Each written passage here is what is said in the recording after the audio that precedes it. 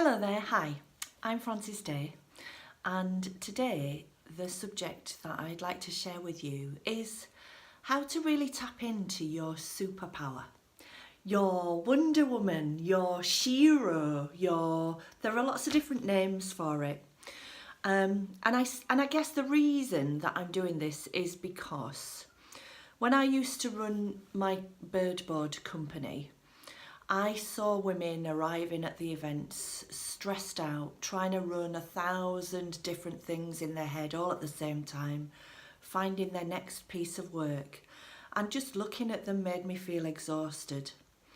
And even though I think we all know this because we've heard it so many times, it's difficult to say no to things because they're bringing revenue and work into your business.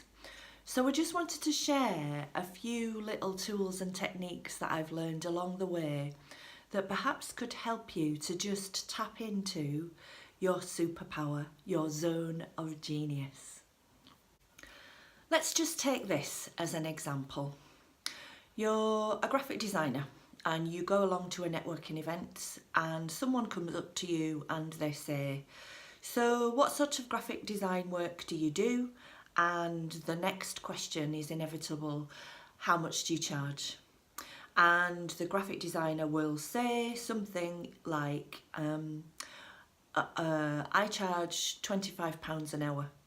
Now what happens there is that you're being compared with apples for apples, and actually what you should be, as a recipient, as the potential client, what you should be saying is, so what do I get? What do you specialise in? How do you work?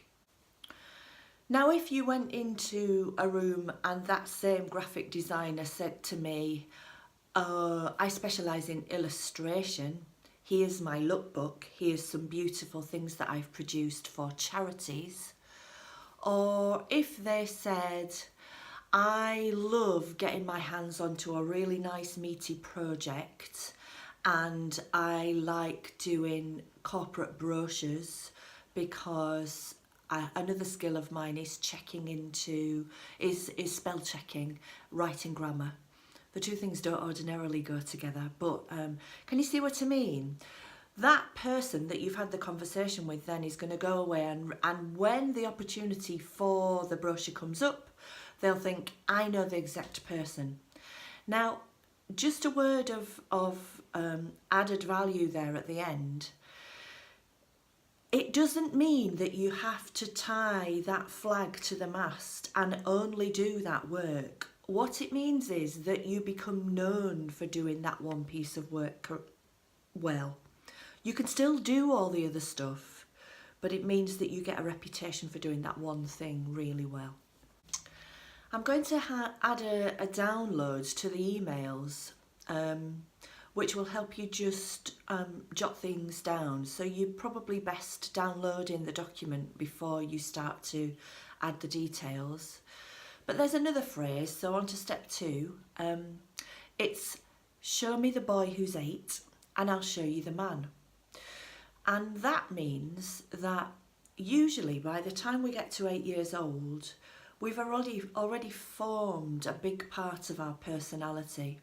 So think back to when you were a child. What did you really love doing?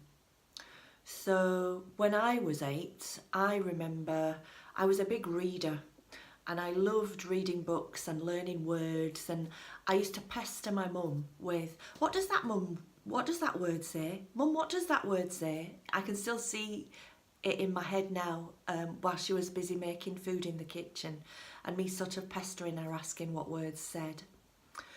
And I went on into marketing because I love writing, and at first I thought I potentially might have been a journalist. So can you see how those very early influences stay with us right through our life?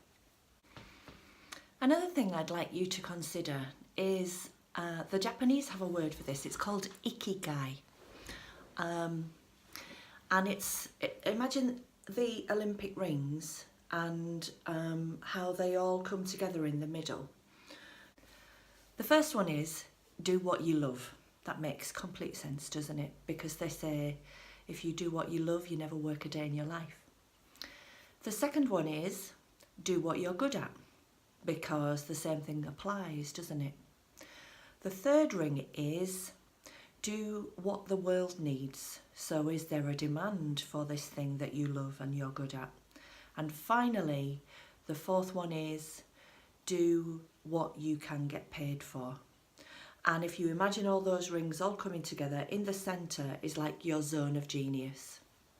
So have a think about all those areas, what you've done in the past, where you've created most joy, where you've really delighted your clients, and start to jot those things down. And finally, in this section, this is a little more of a spiritual way of thinking about things. And I learned this from my energy medicine training. So there are two elements for you to think about. The first one is, what is your gift to the world? And the second one is, what is the medicine? The medicine refers to your greatest wound healed. So by wound, what I mean are wounded child stories. So from the age of 0 to 7, we will have had things that have happened to us that impact our lives and shape who we are. And they may not, they don't necessarily have to be great big things, but we're very, very influenced by our parents and the people that shape and mould us between the ages of 0 to 7. So as an adult, we spend time, if we're lucky and we realise that they're wounds, being able to heal them. And I've known women in my working life who have gone on to do amazing things with their wounded child stories. And then your gift to the world is the way that you share it with people. So my gift to the world is my marketing background. So I'm confident and comfortable being able to do videos and, write stuff and send out emails, that sort of thing. But you may have a completely different gift. So if you want to try and tap into what your medicine is, what I suggest you do is write a timeline from the ages of 0 and do it in 5-year chunks, from the ages of 0 to where you are now. And think about key events that happened in those 5-year blocks. And there may be great things and there may be not so great things. And what you may see is that there's a pattern forming, and that perhaps will just help you to tap into the sorts of things that you're looking at here. And I suggest you take some time to really think about this, because the things that you think are obvious might not necessarily be so. So for example, you might do 0 to 5 and there might be, you might have started infant school, first day at school. How was that for you? What happened there? Was there an incident of bullying, or did you find your first best friend and how did you communicate with them? So all that sort of stuff. And just think about 1 or 2 key events within those 5-year blocks. I'm sure you'll find that really interesting. So that's just an example of how I do that first session in the Business Breakthrough course that's starting on the 3rd of June. I hope you've enjoyed it. If you're interested in signing up to get the emails directly into your inbox, then pop your details below, and I look forward to sharing some more stuff with you over this next week as tasters for what's to come in Business Breakthrough. Thank you so much. See you tomorrow, Tuesday. Bye-bye.